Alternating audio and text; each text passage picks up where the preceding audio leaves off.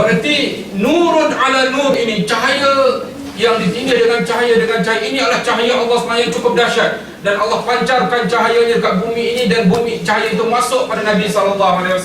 Cahaya itu masuk pada Al-Quran, cahaya itu masuk pada malaikatnya, cahaya itu masuk pada matahari dan bulan bintang, cahaya itu masuk, tersebar cahaya itu, nurun ala nur. Itulah kehebatan dan kehebatan itu, dan kita mengharapkan agar cahaya ini melekat dalam diri kita. Wa yadribullahu al-amthala lin-nas wallahu bikulli syai'in alim. Baik. Ini kalau kita sebut dari konteks bahan cahaya itu. Tetapi cahaya itu pula akan berlipat kali ganda apabila kita memilih masa yang tepat dan sesuai. Dan cahaya ini akan lebih makna datangnya apabila pada waktu 2/3 daripada malam.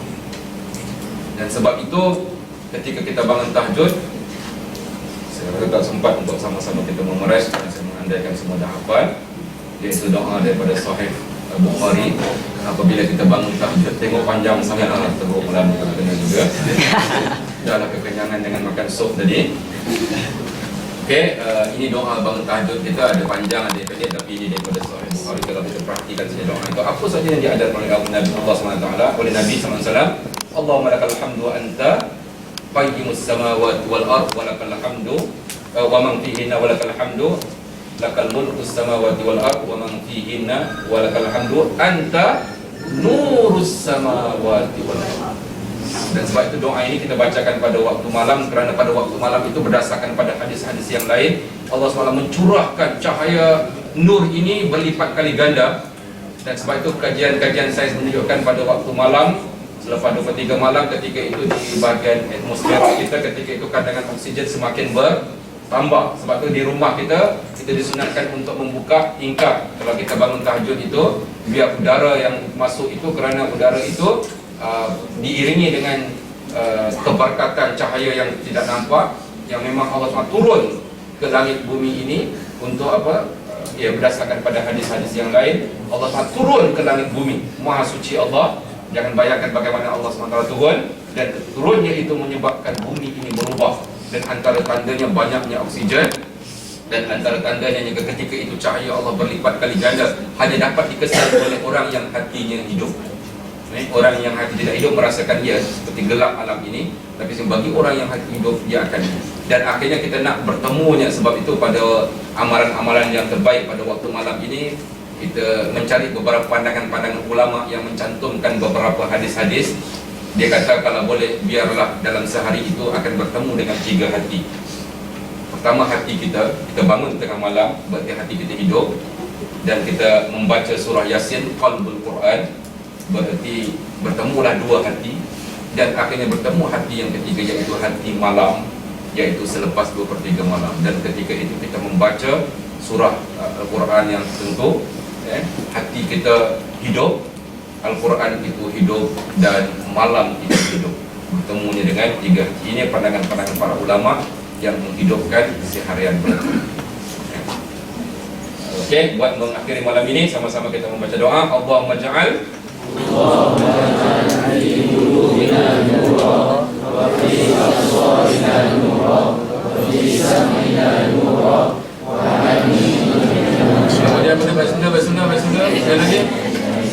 Allahumma ja'al fi qulubina nura wa fi absarina nura wa fi sam'ina nura wa yamina nura wa shimalina nura wa amamina nura wa khalfina nura wa fawqina nura wa tahtina nura wa ja'alna nura. Okey, saya buka pada perbincangan, atau tidak serahkan pada amal kembali.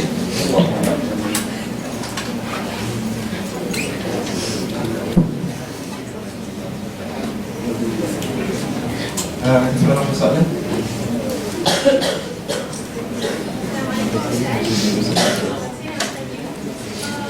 Boleh tak Ustaz kongsikan tips macam mana nak istiqamah dalam beribadah?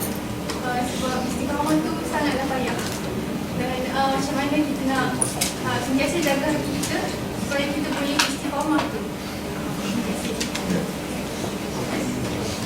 Ya, satu topik perbincangan yang cukup panjang. Pertama sekali kita kena faham bahawa diri manusia ini dia mudah, dalam bahasa Arab disebut malal. Malal ini maksudnya jemu. Percayalah, kita semua ini cepat jemu. Antara sebab kita tidak istiqamah ialah sebab apa? Kita jemu. Manusia tabiat ini cepat jemu. Maka sebab itu anda dan saya dan semua orang kena mempelbagaikan ibadah. Jangan hanya buat benda yang sama saja, tapi jangan tinggalkan benda itu. Benda yang fardu jangan kita tinggalkan, kena buat, tapi kena pelbagaikan. Sebab itu orang yang pandai mempelbagaikan, dia akan hidup. Contohnya kalau dalam dunia dakwah dan tarbiyah, kita ada perkataan yang kita dengar, wasail tarbiyah. Wasail tarbiyah ada 7 dalam gerakan Islam yang bernama Ikhwan Muslimin. Dia ada usrah, dia ada katibah, dia ada rehlah, dia ada mukhayyam, dan pelbagai yang saya katakan 7 tadi. Mempelbagaikan suasana dalam tarbiyah ini, wasilah-wasilah tarbiyah yang ini, dia akan menyebabkan orang tidak jemu. Ya, setiap minggu barangkali kalau orang terlibat usrah, dia akan jemu. Kalau kena pula nakib, dia sangat memboringkan. Dan anak usrah pula dibagi assignment, nakib seruah anak buah buat assignment, buat nakib dia sibuk, dan anak buah pun sibuk. Jadi sama-sama dengar sekali, nakib tak buat preparation, anak buah tak buat preparation. Memang boring sungguh. Tapi nak habiskan silibus juga. Tersiksa lah suasana usrah. Maka ditakdirkan Allah, tukarlah kita sekali-sekali, tapi usrah kena jalan juga. Tapi tukar suasana itu, majlis ilmu. Sebab apa? Kefahaman kita, barangkali kita merasakan usrah itu majlis ilmu saja. Jadi rupanya kita tersilap dan kita tukar. Maknanya apa sahaja yang kita katakan tadi, pelbagaikan. Ya, Allah SWT juga mempelbagaikan kita. Selain daripada salat 5 waktu setiap hari, hari Jumaat kita bertemu beramai-ramai. Ia menghilangkan jemu kita, tukar suasana. Dan sekali-sekala kita bertemu dalam keadaan kita, bagi mereka yang menunjukkan umrah, menunjukkan haji, pelbagaikan sedekah. Dan cara kita untuk mendekatkan diri pada Allah ini, tolong pelbagaikan. Yang penting fokuskan kita pada Allah, tapi pelbagaikan. Kita memberi sedekah, pegang kepala anak yatim, tengok orang miskin, tengok teman-teman makan sup begitu, teman-teman datang tak bawa bekas pula kan. Macam ada yang balik pula, susah sangat tahu yang bawa. Ingat kelapa sangat dia kan balik lah dia. Kita tengok suasana dan berbagai tadi, kita akan rasa Masya Allah, inilah manusia, inilah kehidupan kan. Kawan itu berceramah, jangan makan benda yang kolesterol banyak baik, dia juga makan lebih lagi kan. Kita melihat suasana itu, kepelbagaian manusia. Dengan mempelbagai tadi, kita akan hidup sebenarnya. Okey, jangan duduk seorang di atas tikar sejadah, kita akan jemu. Tapi jangan pula kita tidak banyakkan berzikir. Dengan kita mempelbagaikan, baca Al-Quran, tukar surah ini, dan ada surah yang kita konsisten, ada zikir yang kita kira Astaghfirullahaladzim 100 kali, dan setiap hari kita akan rasa bersalah. Contohnya saya biasa train perawat-perawat daripada Darul Syifa, pastikan kalau mereka orang yang baru, saya akan minta mereka ulang Fatihah 40 kali setiap hari. Tapi kalau mereka dah jadi perawat yang hebat, akan bertemu dengan ahli sihir dan sebagainya, saya akan minta dia baca 100 kali sehari supaya cahaya Fatihah itu kuat. Jadi anda seolah-olah ada wazifah. Wazifah ni ada tanggungjawab. Dalam Imam As-Salbana Al-Maghfurat, dan kalau kita ada tugas-tugas yang penting, kita akan tambah lagi berdasarkan pada ayat yang itu. Dengan mengekalkan Maghfurat tadi, kita akan mempelbagaikan ibadah. Dan juga apa yang kita bicarakan, melahirkan seorang yang alim dan melahirkan seorang yang mutaqqah. Okey, bila kita kata alim, yes, alim itu dalam bidang profession kita. Kalau kita seorang farmasis, kita tumpukan farmasis kita. Kalau kita seorang yang terlibat dengan umpati saja. Saya sebut medik kemudian. Kan? Farmasi dulu baru saya sebut umpati. Maknanya kalau itu bidang kita, ya, special kita tumpu. Tapi dengan kita membaca buku-buku lain, kita akan menjadi apa? Mutaqqah. Jangan lupa perkataan tu kan, kita saya bincang dulu. Mutaqqah berarti orang yang berpengetahuan. Anda tidak perlu menguasai bidang, tapi anda tahu sikit tentang ni, tahu sikit tentang ni, tahu sikit tentang ni, tahu sikit tentang ni. Anda tidak akan jemu dalam dunia akademik, dunia ilmu, sebab otak kita hidup. Jadi supaya kita dapat istiqamah dengan ibadah, dengan fikrah, dengan dakwah, dengan jihad, ialah dengan kita mempelbagaikan. Sebagaimana Allah SWT mempelbagaikan ibadah kepada kita, kerana Allah tahu bahawa kita akan jemu akhirnya nanti. Untuk mengelakkan jemu tadi, kita mempelbagaikan. Wallahu a'lam. Jawab. Ada lagi?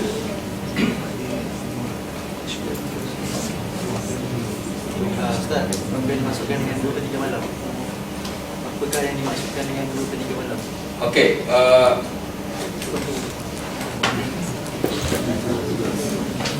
hari ini ataupun minggu lepas,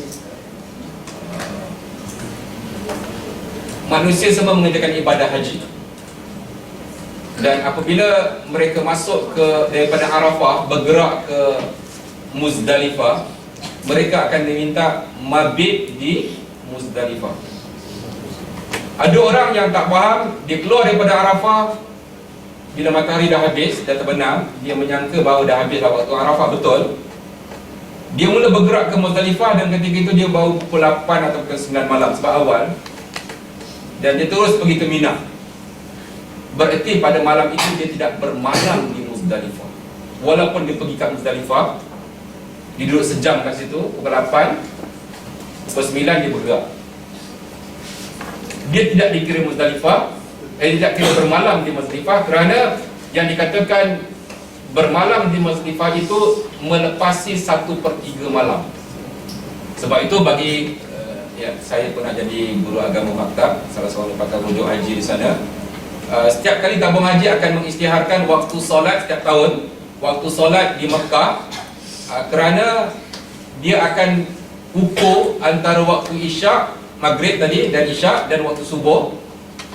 Masuk waktu subuh dan dia akan bagi kepada 3. Biasanya kalau bagi pada 3, berarti pukul 11.05 baru melepasi 1/3 yang pertama. Jadi yang dikatakan bermalam di Muzdalifah mesti selepas jam 11.05. Kalau dia masuk sana 11.05, atau masuk pukul 11, masuk dia 11.06, berarti dah memadai, dia dikira bermalam di Muzdalifah walaupun 1 minit, walau kana lahzah, walaupun 1 lahzah. Yang penting selepas 1, ini mengikut pandangan Imam Syafi'i dan beberapa imam yang lain. Berarti 1/3 malam itu kita kena ukur dan kita pastikan 1/3 itulah dikira sebagai apa? 1/3 malam. Dan selepas daripada 1/3 malam itu bermulalah masuk 2/3 dan akhirnya melengkapkan bangun itu. Dan ketika itu cahaya telah mula turun selepas 1/3. Dan sebab tu bagi orang-orang yang terlibat dalam dunia perawatan yang tua-tua lah, yang senior-senior, biasanya dia akan mengikut sunnah tidur lepas isyak. Okey, sahabat-sahabat dulu pun kebanyakannya kalau dalam keadaan tidur awal, dan sebelum pukul 12 mereka telah berjaga.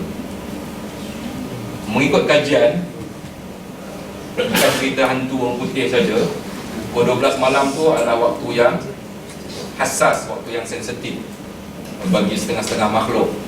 Waktu maghrib dia bangun tidur, pukul 12 malam dia makin aktif.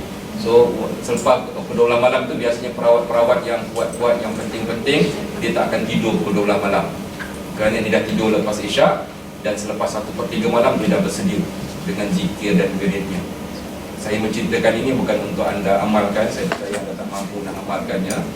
Sebab kalau anda tidur lepas isyak pun anda akan bangun pun lepas subuh.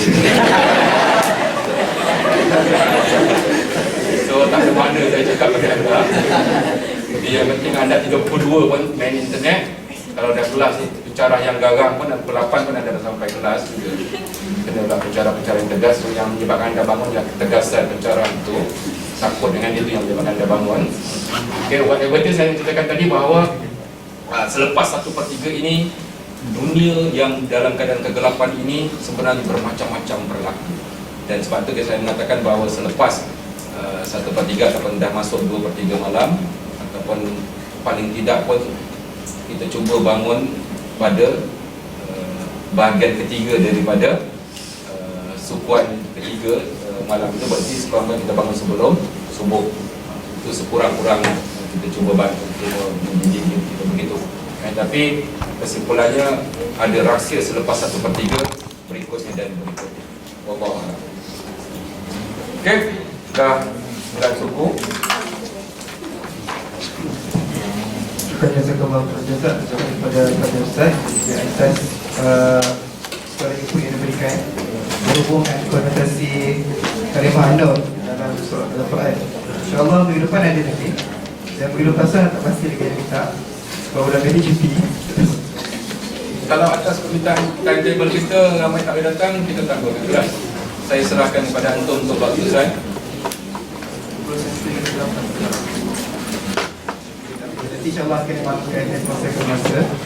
Macam biasa lepas ni semayang isyak berjemaah dulu. Dan kudapan disediakan insyaAllah. Cijipan.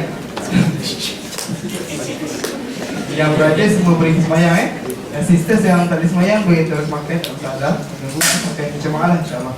Untuk tu kita sama-sama tangguh dengan pertama ni yang seterusnya.